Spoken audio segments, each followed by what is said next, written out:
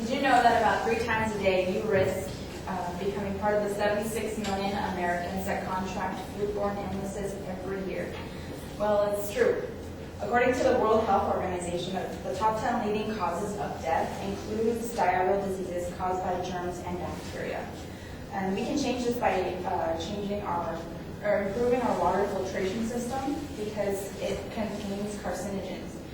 According to the EPA, a percentage of cancer deaths are due to carcinogens in drinking water. And so humans contract those carcinogens because some of the water gets into our food because they wash the food in the water, and in turn it gets contaminated by the carcinogens, and then by eating it, we gradually get more carcinogens in our body, which can cause cancer. And in order for you to get familiar with some of the germs and bacteria that are also in the water, I'm going to list a few common diseases that can be contracted from foodborne illnesses, their symptoms, and also list some solutions that can prevent the high estimate of deaths and illnesses caused by consuming food.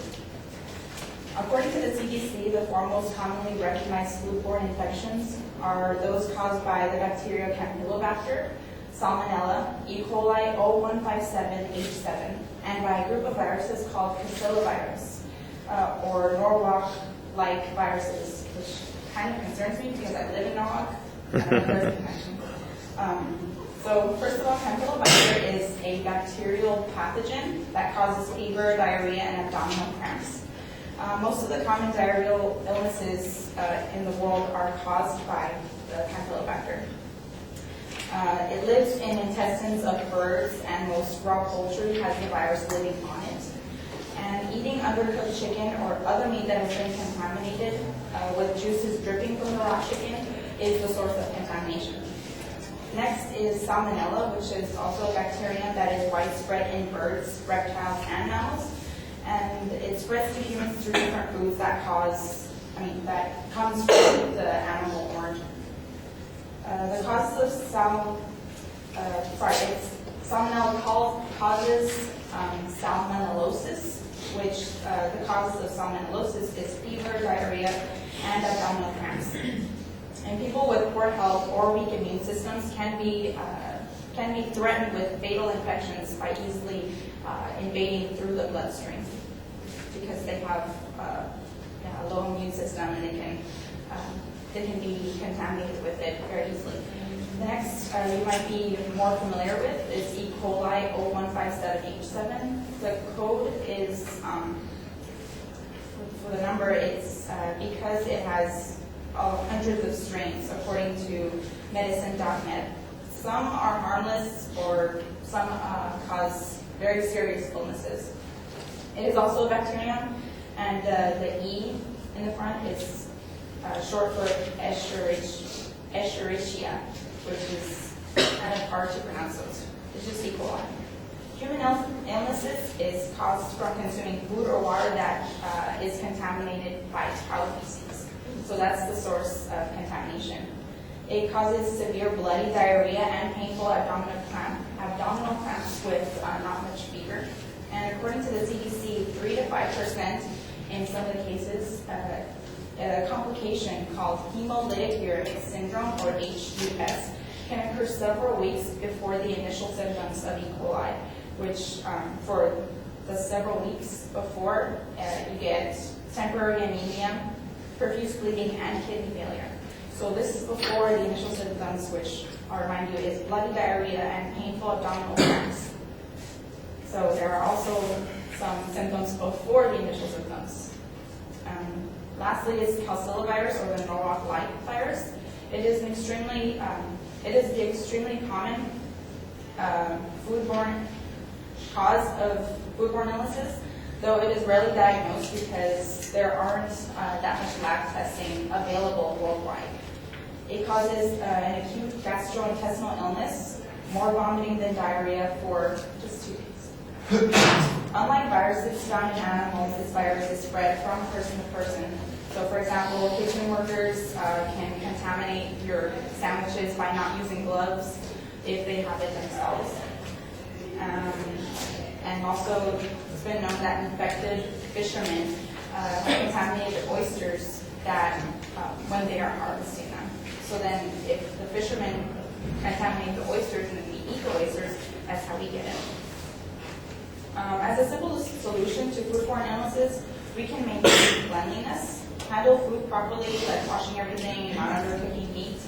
The U.S. has one of the safest food supplies in the world, but according to the USDA, preventing foodborne illnesses remains a major public health challenge for us.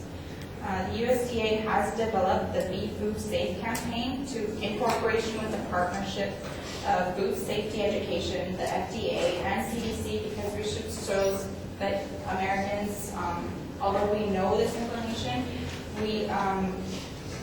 we still need to practice the behaviors or know why it is safe for us to be mindful of being cleanliness, washing our hands very often. And the Be Food Safe campaign means preventing foodborne illnesses through 4 easy steps, which means to clean, wash your hands and surfaces often, to separate, don't cross-contaminate foods, cook, not overcooking the meat, and chill to refrigerate food promptly. So in conclusion, I'd like to remind you that by simply eating, you can become a part of that 76 million Americans that contract with foodborne illnesses. And by following the safety procedures I just mentioned, we can dramatically decrease that number. And by supporting to help fund the FDA, because it regulates 80% of our food supply, and also support the Be Food Safe campaign.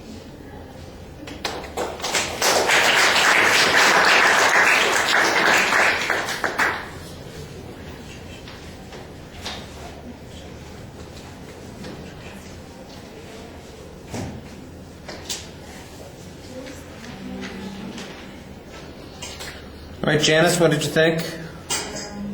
I like the professional statistics that was used in the introduction that was restated in the conclusion.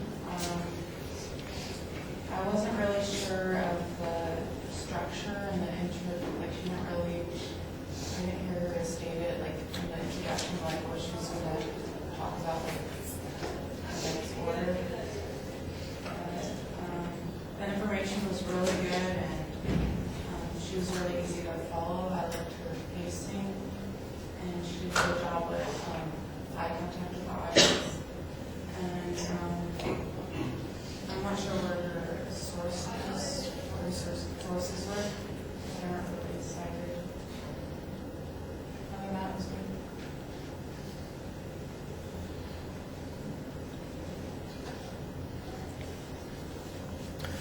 All right, I like the rhetorical question being combined with the statistics that you had at the opening as an attention device, and we know generally what the subject is. I do kind of agree with Janice that there needs to be a stronger layout of what the structure is going to be. In the body of the speech, though, you do a pretty good job signposting the individual problems that you're talking about. To me, the whole thing about carcinogens in the water feels like it's a completely different speech, that it's a separate section of material that doesn't belong in the speech. Most of your issues have to do with food preparation and temporary, somebody gets an infection from a bacteria, and that creates a problem for you. The carcinogens require long periods of time, accumulation, and you don't have any solution for that at the end anyway. Washing food is not going to solve that problem. In fact, it sounds like it's going to create the problem because that's where the water is, and the carcinogens are in the water. So that really just needs to be out of the speech, and the rest of it should be talking about the foodborne pathogens and problems that people can be faced with. We get some vivid descriptions. Thankfully, they're not too vivid because I don't think that we wanted too much detail. But you could use a few examples and statistics to show us how important each of these things are. An illustration of somebody who went through this consequence would get us a little bit more emotionally attached as opposed to just listening to some numbers. I heard a couple of references to the CDC, so I know that you were citing material occasionally. The visual, all the delivery things are okay, everything's solid. There's nothing that's really problematic, but there are things that could always be better. All right, thank you.